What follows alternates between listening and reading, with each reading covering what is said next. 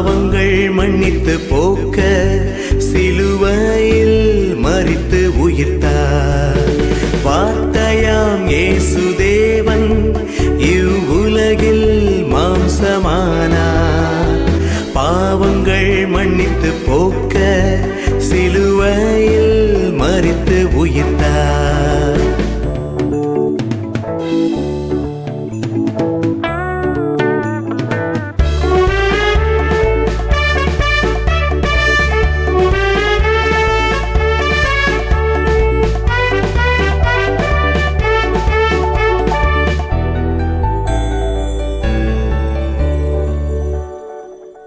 யாரும் சேராத ஒளியில் இயேசு என்றும் வாசம் செய்கின்றார். சாத்தானை ஜெயிக்க பிறந்தார் இயேசு, இப்பூவில் ஜெயிக்க பிறந்தார். வார்த்தையாம் இயேசு தேவன் இவ்வுலகில் மாம்சமானார். பாவங்கள் மன்னித்து போக்க சிலுவையில் மரித்து உயிர்த்தார்.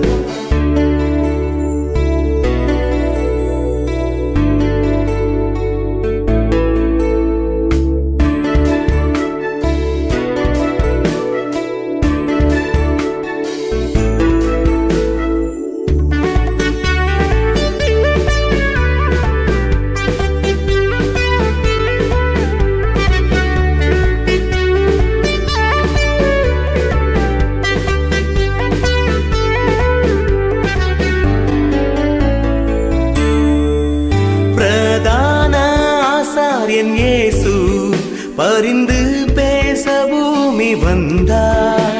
ஆனந்தம் சந்தோஷம் உண்டாகவே மனிதனாய் இயேசு பிறந்தார். வார்த்தையாம் இயேசு தேவன் இவ்வுலகில் மாம்சமானார். பாவங்கள் மன்னித்து போக்க சிலுவையில் மரித்து உயிர்த்தார். வார்த்தையாம் இயேசு தேவன் இவ்வுலகில் மாம்சமானார்.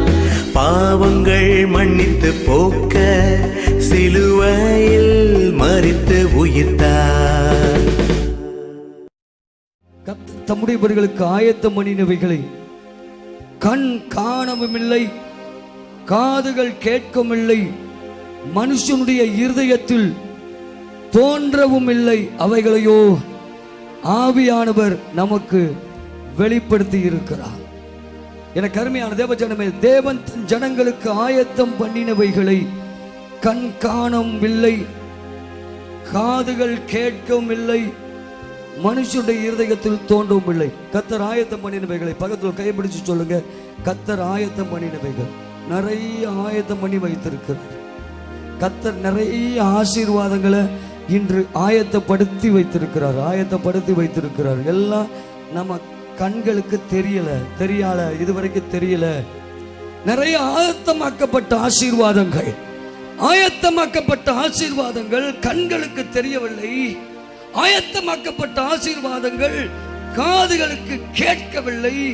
கர்த்தர் ஆயத்தப்படுத்தி வைத்திருக்கிற ஆசீர்வாதங்கள் நம்முடைய இருதயத்துல நினைவுல வரல, தோன்றல, நம்முடைய கற்பனைகள்ல தோன்றல. ஆனா அவைகளையோ ஆவியானவர் நமக்கு வெளிப்படுத்தி இருக்கிறார் என்று சொல்லி வேத வசனத்தில் எழுதப்பட்டிருக்கிறது. ஆமென்னு சொல்லுங்க.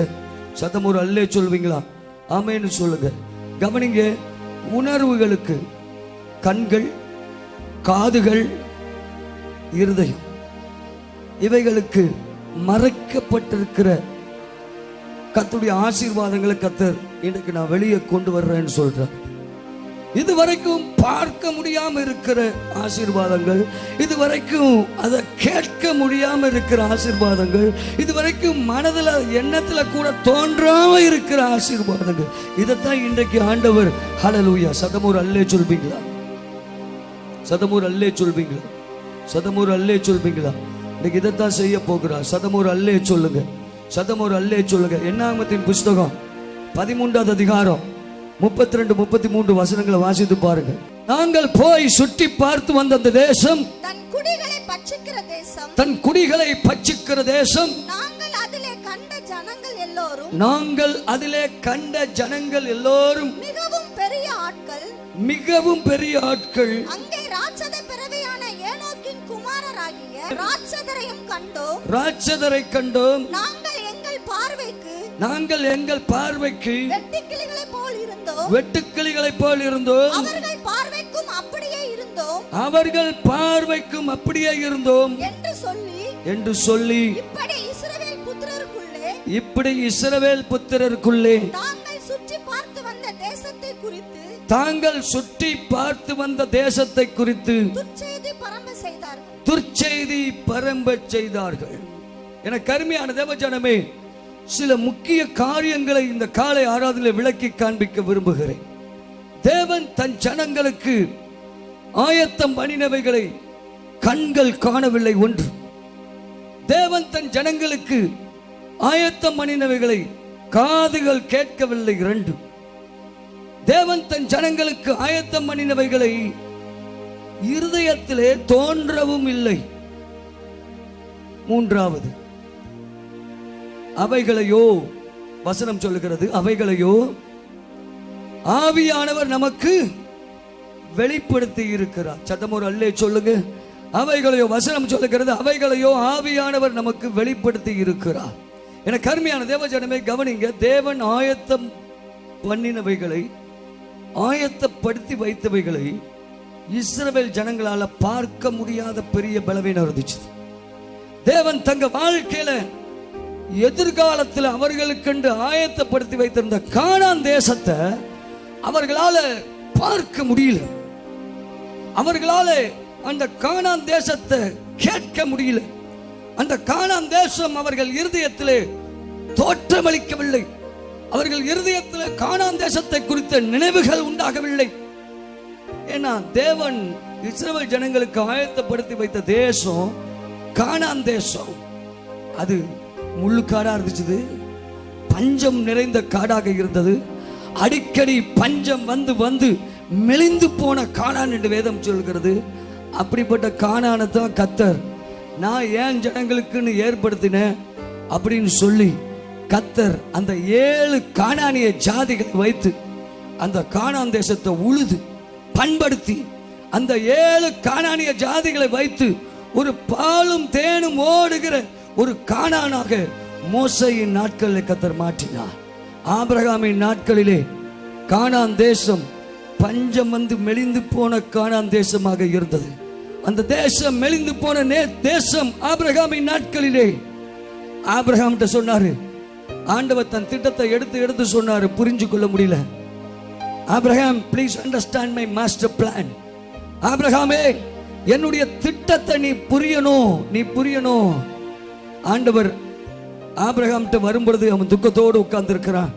என்ன ஆண்டவரே, இவ்வளவு வருஷம் ஆச்சுது, பிள்ளை இல்லையே, ஒரு குழந்தை கூட, ஒரு குமாரனை தருவேன்னு சொன்னீரு, எவ்வளவு வருஷம் ஆச்சுது. I am very sad inside my heart. என் இருதயத்தில் துக்கமா இருக்குது.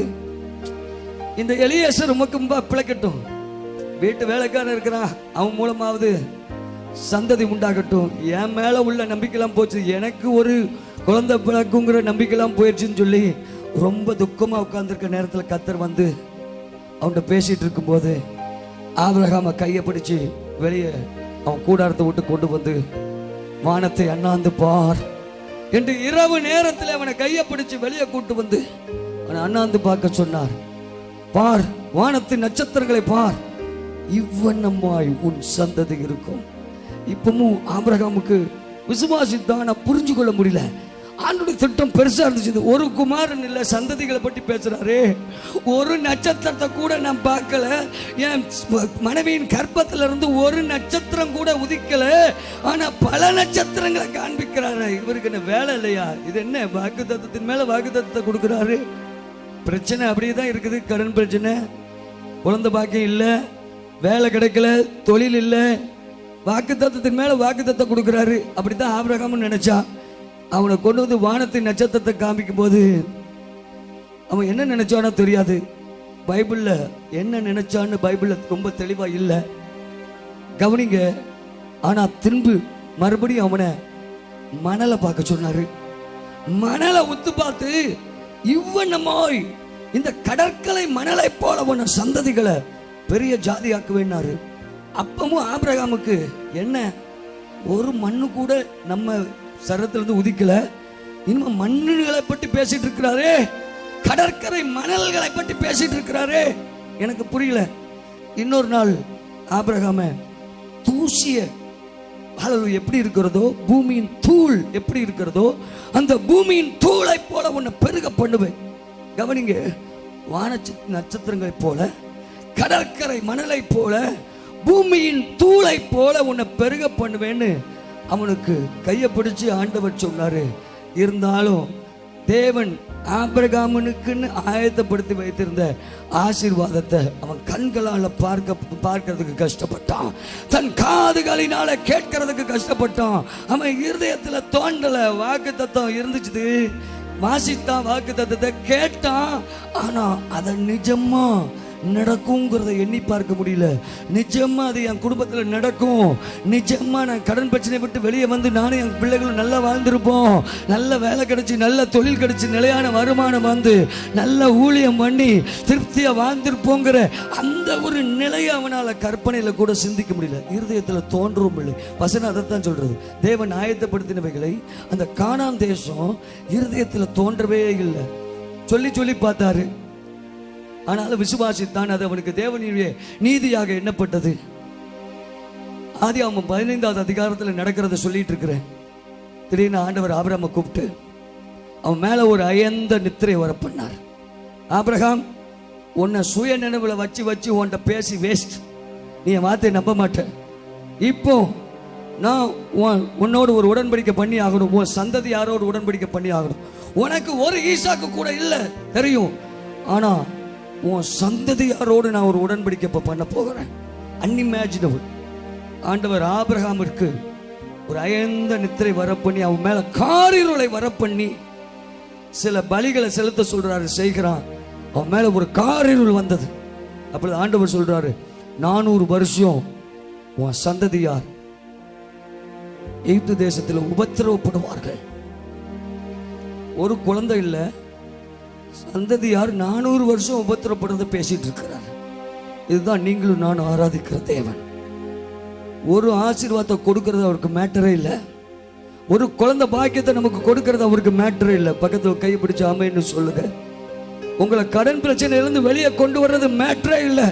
நம்முடைய தேவன் அதை காட்டிலும் பெரியவர்.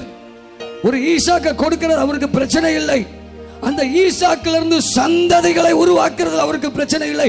அந்த சந்ததியாரோடு ஒரு ஈசாக்கு பிறக்காம இருக்கும் போதே அந்த ஈசாக்கிலிருந்து வரக்கூடிய சந்ததிகளோடு உடன்படிக்கை பண்ணி அவர்கள் 400 வருஷம் எகிப்திலே உபத்திரவப்படுவார்கள்னு ஆபிரகாமுக்கு கேரண்டியா சொல்றாரு. இதுதான் நீங்களும் நானும் ஆராதிக்கிற தேவன். எனக்கு அருமையான தேவஜனமே, சொன்னதை செய்கிறவர், சொன்னதை செய்கிறதற்கு திறமை உள்ளவர். கரங்களை தட்டி கத்திர மகிமைப்படுத்துங்க. எல்லாம் கூடும் தன்மை உடையவர். சொன்னதை செய்கிறதுக்கு நிறைய பேர் சொல்லுவாங்க செய்ய முடியாது, நிறைய பேர் சொல்லுவாங்க செய்ய முடியாது. என் தேவன் ஆபிரகாம்கிட்ட சொன்னார், உனக்கு ஒரு குழந்தை கொடுப்பேன், கொடுத்தாரு.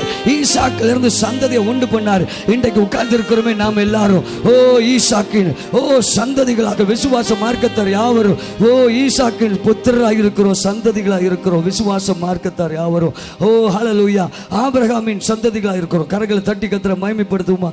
எப்படி ஆசீர்வாதங்களை கத்தர் கடந்து வர பண்ணாரு புரிந்து கொள்ளணும்.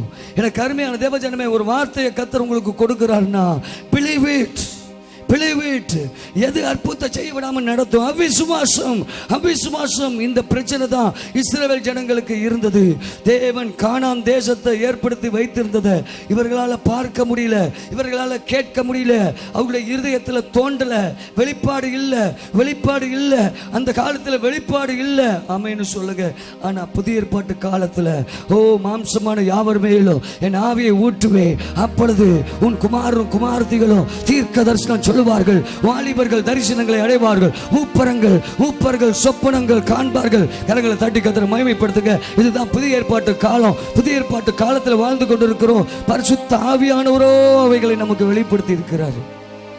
ஆனா இந்த புதிய ஏற்பாட்டு காலத்திலையும் ஒண்ணும் தெரியாம வாழ்றதுதான் ஒரு மடத்தனமானது, மூடத்தனமானது. இதை இன்னும் அறியாம நமக்கென்று ஆயத்தப்படுத்த வைக்கப்பட்டவைகளை, கானானை அறியக்கூடாமல், கேட்கக்கூடாமல், இருதயத்தில் நினைக்கக்கூடாமல், கற்பனை செய்யக்கூடாமல் வாழ்ந்து கொண்டிருக்கிறோமே, அதுதான் சாபம்.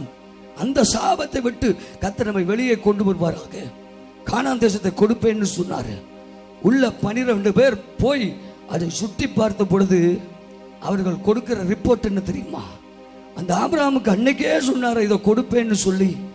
அதை கொண்டு போய் உள்ள போன பிறகு கூட, அந்த 12 பேர் உள்ள போய் அதை சுற்றி பார்த்த பிறகு கூட, இதுதான் அந்த கானான்னு அந்த 10 பேரால நம்ப முடியல. இதுதான் அந்த ஆசீர்வாதம் நம்ப முடியல. அந்த ஆபிரகாமிட்ட வாக்கு கொடுத்தாரே, உனக்கு இந்த பூமியை உனக்கு சொந்தமா கொடுப்பேன்னு.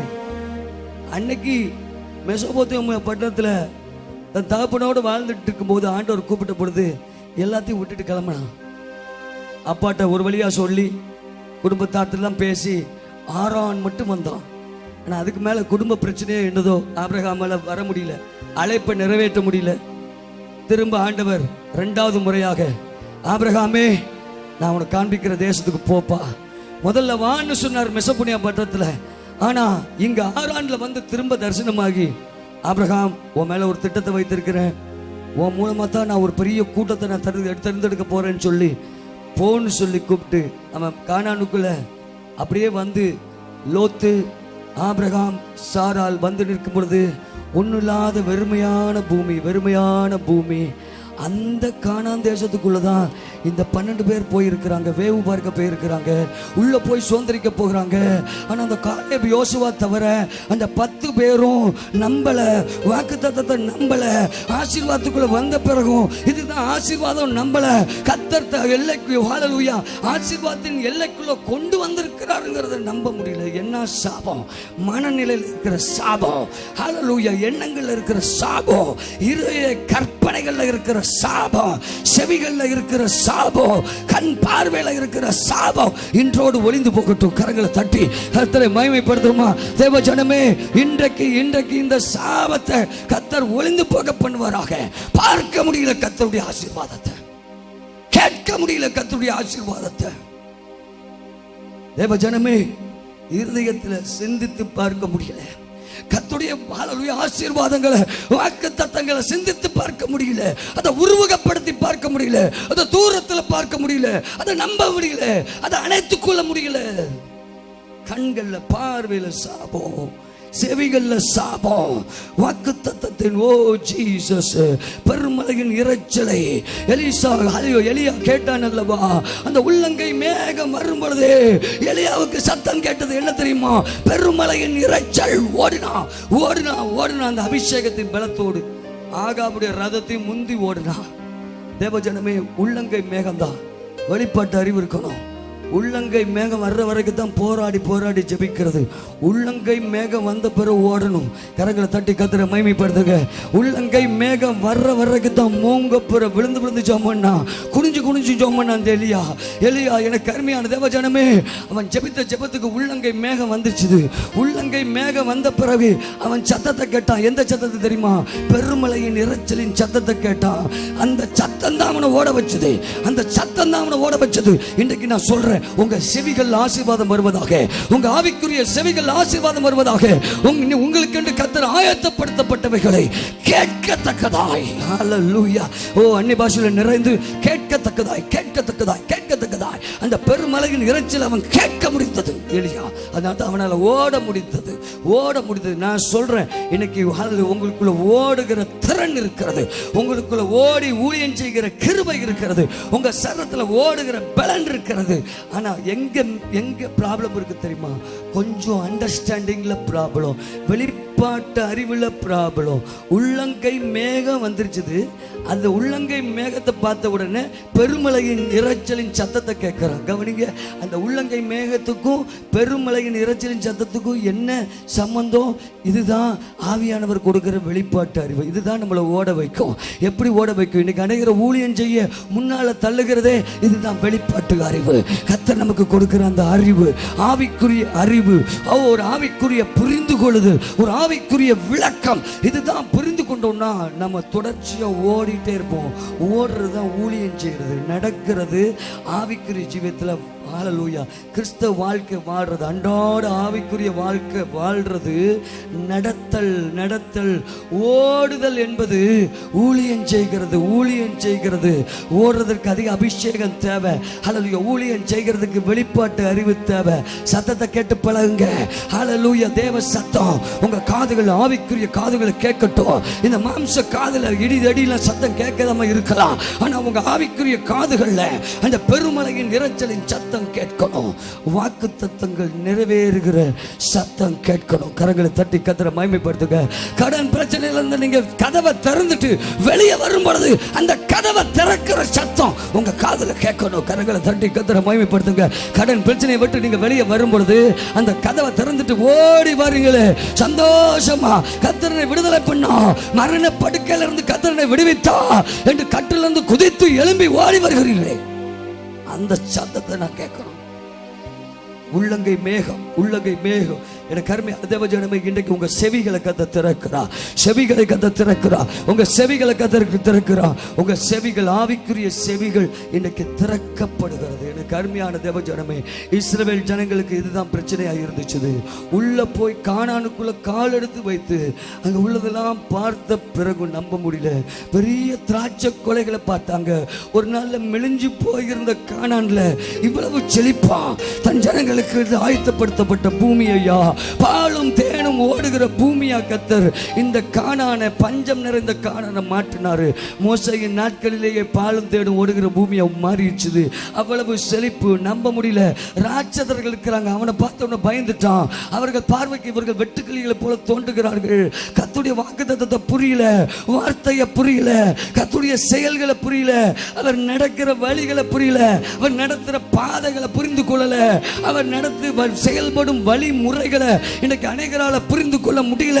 we are blind in spiritual life. இன்னைக்கு ஆவிக்குரிய குருட்டாட்டமுடையவர்களாய் ஆவிக்குரிய ஜீவத்தில் இருக்கிறோம். அநேக காரியங்களை பார்க்க கூடாதபடிக்கு நம் கண்களை பிசாசு அடைத்து வைத்திருக்கிறான். let us see what God has prepared and kept for us. எதை கர்த்தர் ஆயத்தப்படுத்தி உங்க குடும்பத்துக்குன்னு வைத்திருக்கிறாரோ அதை தரிசனமா தூரத்துல பார்க்கிற கிருபை உங்களுக்கு இன்றைக்கு உண்டாகிறது. ஓ, உங்க பிள்ளைகள் ஆசீர்வதிக்கப்பட்டு உயர்ந்திருப்பதை உங்க கண்கள் பார்க்கட்டும். ஓ, தேவன் தம்முடைய பிள்ளைகளுக்கு ஆயத்தம் பண்ணினவைகளை கண் காணவும் இல்லை, காதுகள் கேட்கவும் இல்லை, மனுஷனுடைய இருதயத்தில் தோன்றவும் இல்லை, அவைகளையோ ஆவியானவர் நமக்கு வெளிப்படுத்தி இருக்கிறார். பழைய ஏற்பாட்டு காலத்தில் வெளிப்பாடு கிடையாது, உண்மைதான். ஆனா புதிய ஏற்பாட்டு காலத்தில் வெளிப்பாடு, அதான் கிருபையின் காலம். கிருபையின் காலத்தில் கிடைக்கிற வெளிப்பாடு. யாருடைய ஆவிக்குரிய கண்கள் குருடாக்கப்பட்டிருக்க கூடாது. எல்லாருக்கும் சொப்பனம் கிடைக்கணும், எல்லாருக்கும் தரிசனம் கிடைக்கணும், கர்த்தருடைய சித்தம் வெளிப்படணும். கர்த்தர் என்ன செய்து கொண்டிருக்கிறார், கர்த்தர் என்ன செய்ய போகிறார், என் குடும்பத்திற்கு என்ன ஆசீர்வாதத்தை கர்த்தர் ஆயத்தப்படுத்தி வைத்திருக்கிறார். பக்கத்துல கைப்பிடிச்சு ஆமைன்னு சொல்லுங்க. இது அன்னைக்கு கர்த்தர் என் வார்த்தையை நம்புங்கன்னு கர்த்தர் சொல்றாரு. Please believe my word. என் வார்த்தையின் மேல விசுவாசம் வைங்கன்னு கர்த்தர் சொல்றாரு. எனக்கு அருமையான தேவஜனமே, என்னாகமும் 14வது அதிகாரம் 4வது வசனத்தை வாசித்து பார்ப்பீங்கன்னா, என்னாகமும் 14:4 வாசிங்க. பின்பு அவர்கள் நாம் ஒரு தலைவனை ஏற்படுத்திக் கொண்டு, தங்களுக்கு ஒரு தலைவனை ஏற்படுத்திக் கொண்டு எகிப்துக்கு திரும்பி போவோம் வாருங்கள் என்று ஒருவரோடு ஒருவர் சொல்லிக் கொண்டார்கள். கவனிங்கள், தேவனுடைய வார்த்தைகளை புரிந்து கொள்ளாதனால, தேவனுடைய திட்டத்தை புரிந்து கொள்ளாதனால, தேவன் ஆயத்தப்படுத்தி வைத்திருக்கிற ஆசீர்வாதங்களை அறிந்து கொள்கிற அளவிற்கு இருதயத்தில் ஹல்லேலூயா வெளிப்பாடு இல்லாததுனால ஒருவரோடு இப்படி பேசிட்டாங்க. ஒருவரோடு ஒருவர் பேசிக்கொண்டாங்க. என்ன பேசினாங்க? வாசிங்க திரும்ப அந்த வசனத்தை. வெளிப்பாடு இல்லைன்னா என்ன பேசுவோம்? வெளிப்பாடு இல்லைன்னா என்ன குழப்பம் வரும்? வாசிங்க 14:4. பின்பு அவர்கள் நாம் ஒரு தலைவனை ஏற்படுத்திக் கொண்டு எகிப்துக்கு திரும்பி போவோம் வாருங்கள். ஆமா, எகிப்திற்கு திரும்பி போவோம். கவனிங்க, வாக்குத்தத்த பூமிக்குள்ள போய் கால் எடுத்து வைத்து வந்திருக்கிறார்கள். அந்த 10 பேர் கேட்டு அந்த ரிப்போர்ட்டை, தவறான அந்த செய்தியை, தகவல்களை இவர்கள் ஏற்றுக்கொண்டு விசுவாசித்துக் கொண்டு கர்த்தருடைய வார்த்தையை நம்பாததுனால, கர்த்தர் ஆயத்தப்படுத்தினவைகள் உள்ள கால் வைத்தாலும் அதை சுதந்திரிக்க போகிறோங்கிற ஒரு எல்லையின் விளிம்புல இருக்கிறோங்கிற வெளிப்பாடு அறிவு இல்லாததுனால நமக்குன்னு ஒரு தலைவனை ஏற்படுத்திட்டு வாங்க திரும்பி போவோம். தேவ ஜனமே, இதுதான் வெளிப்பாட்டு அறிவு இல்லைன்னா நமக்குள்ள உண்டாகிற எண்ணங்கள். ஒரு தலைவனை ஏற்படுத்திட்டு திரும்பி போவோம். Let us go back to Egypt என்று சொல்லி என்ன சொன்னாங்க? தலைவனை ஏற்படுத்திக் கொள்வோம் என்று சொல்லி ஒருவரோடு ஒருவர் சொல்லிக் கொண்டார்கள். எனக்கு அருமையான தேவ ஜனமே, தரித்திருந்தா ஹல்லேலூயா ஆசீர்வாதம் உண்டு, ஆமென்னு சொல்லுங்க. சபையில தரித்திருந்தா ஆசீர்வாதம் உண்டு. பக்கத்துல கையை பிடிச்சு ஆமென்னு சொல்லுங்க. பக்கத்துல கையை பிடிச்சு ஆமென்னு சொல்லுங்க. விஎம் சபை ஆராதனை ஒழுங்குகள். ஒவ்வொரு நாளும் அதிகாலை ஜெபம் காலை 5:30 மணி முதல் 6:30 மணி வரை. ஒவ்வொரு நாளும் ஆண்கள் ஜெப கூடுகை இரவு 9 மணி முதல் 10 மணி வரை. திங்கட்கிழமை ஆலோசனை நாள் காலை 9 மணி முதல் இரவு 9 மணி வரை. தனியாகவும் குடும்பமாகவும் ஆவிக்குரிய மற்றும் மருத்துவ ஆலோசனைகளை பெற்று ஜெபிக்க முன்பதிவு செய்யவும்.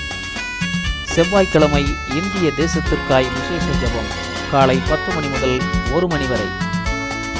அபிஷேக ஜெபக்கூடுகை மாலை 6 மணி முதல் 8 மணி வரை. புதன்கிழமை கட்டுதல் கட்டவிழ்த்தல் ஜெபம் காலை 10 மணி முதல் 1 மணி வரை. குடும்ப ஆசீர்வாத கூட்டம் மாலை 6 மணி முதல் 8 மணி வரை. வியாழக்கிழமை பிள்ளைகளுக்காக விசேஷ ஜெபம் காலை 10 மணி முதல் 1 மணி வரை. திருமணம் நடக்கவும் குழந்தை பாக்கியம் உண்டாகவும் ஜெபம் மாலை 6 மணி முதல் 8 மணி வரை. வெள்ளிக்கிழமை விசேஷ உபவாச ஜெபம் காலை 10 மணி முதல் 1 மணி வரை. தொழில் ஆசீர்வாத கூட்டம் மாலை 6 மணி முதல் 8 மணி வரை. இரவு ஜெபம் இரவு 10 மணி முதல் 1 மணி வரை. சனிக்கிழமை சுகமளிக்கும் விடுதலை கூட்டம் காலை 10 மணி முதல் 1 மணி வரை. வேத பாடம் மாலை 6 மணி முதல் 8 மணி வரை. ஞாயிற்றுக்கிழமை முதலாம் ஆராதனை காலை 9 மணி முதல் 12 மணி வரை. இரண்டாம் ஆராதனை மாலை 6 மணி முதல் 8 மணி வரை. ஒவ்வொரு மாதமும் அமாவாசை இரவு ஜெபம் இரவு 10 மணி முதல் 1 மணி வரை. வாருங்கள், ஆசீர்வாதம் பெற்றுச் செல்லுங்கள். யாவரையும் அன்புடன் அழைக்கிறோம். இடம் விஎம் சபை மங்கள் மால், தரைத்தளம் வாட்டர் டேங்க் எதிரில், பாளையங்கோட்டை பிரதான சாலை, தூத்துக்குடி. தொடர்புக்கு பாஸ்டர் டாக்டர் எம் ராஜ்கன், தலைமை போதகர் விஎம் சபை, இயக்குனர் விஎம் மிஷனரி ஸ்தாபனம்.